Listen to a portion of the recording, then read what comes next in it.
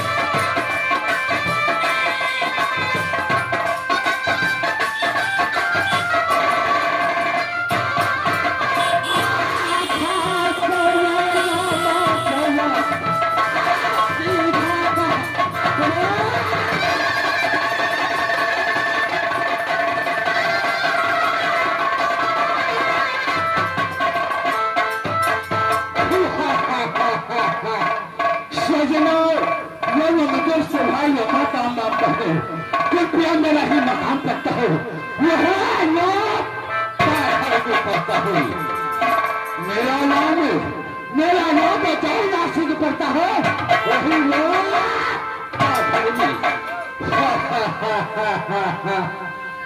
नाम सुन के मर जाने को,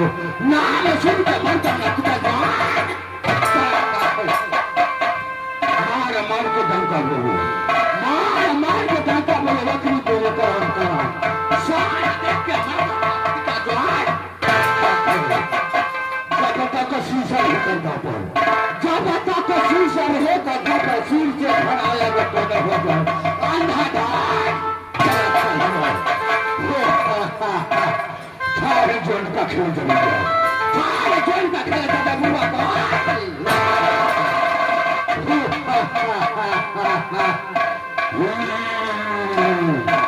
लेकिन यह जलवा सको एक बेटी पड़ता है, बेटी को नाम ने मान क्या रखा हो, वह रानी सनातन धनी, रानी सनातन ने नाम रखा है, वही राज बारह सूखा का बैठा हो, बारह सूखा का बैठा हो, जिससे मेरा सेवा मिलता है, ये कहिए कि जाना जोश का पता था हुआ ना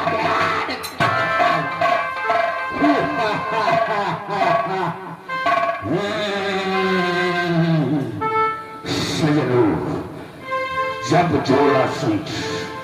दरबार में आते हैं, टमाटर लाने जरूर आते हैं, टमाटर लाए, टमाटर लाए,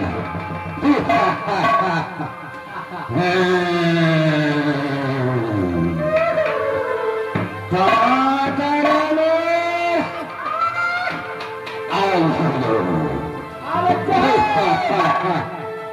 हमारी दूर बच्चे अरे जल्दी करो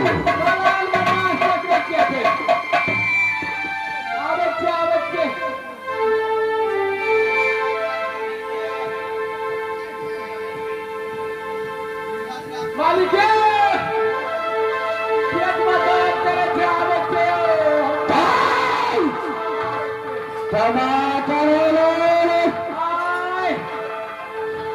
तेरा दिमाग तो बहुत खराब हो चुका है, बच्चे सैया गले बहाना है, कुछ नहीं हमारा बाकी नहीं ना, से ससुरा मेरा नाम मीरा सखी है, सखी ससुरा में सखी है, सखी ससुरा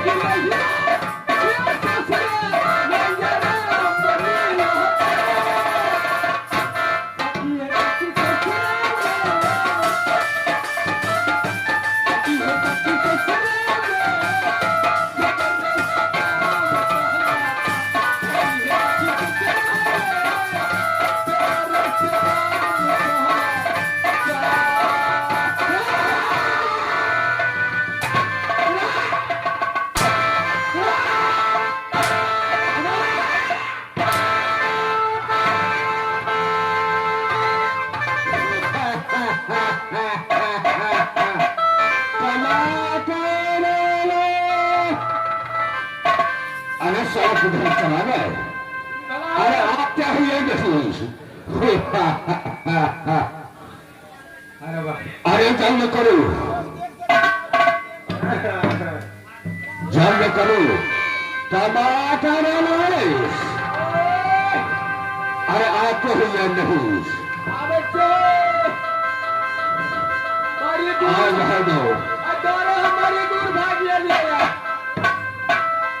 ज्यादा विलंब मत करो, तो इतना टाइम नहीं है मेरा पास,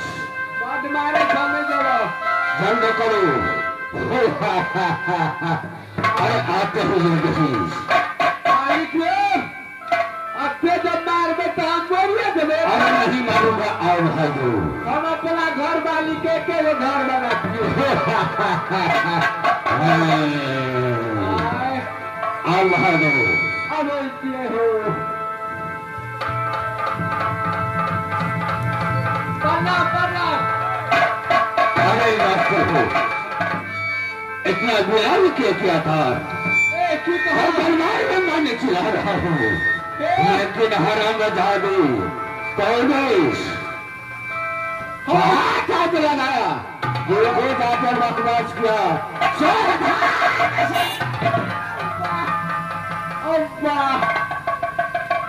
पिता लगे जिसको दिमाग रखना रही है वो फेल कर क्या हो अरे क्या हुआ उस का दिमाग फूट गया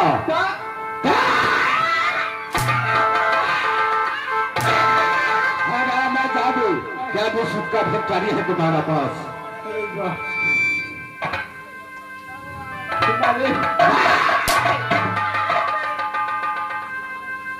टमाटर लाल हरीश यह बताओ क्या समाचार है दरबार का समाचार बहुत बढ़िया है महाराज अच्छा है अच्छा है बेटी सोना बंद भी कैसा है उसको भी अच्छा है ये क्या नहीं मेला का क्या समाचार है मेला का समाचार बहुत बढ़िया बहुत अच्छा है मेला मजरे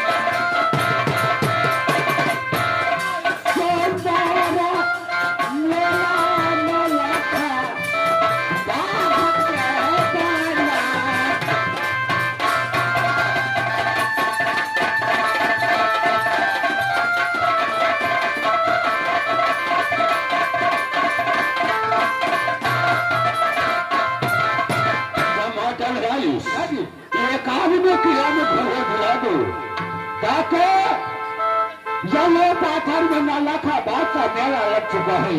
चौला सी में लगाए हो नौलखा हाँ क्या नहीं यहाँ सुंदर झूला लगा दो नौलखा बाग में नौलखा बाग यह सुनो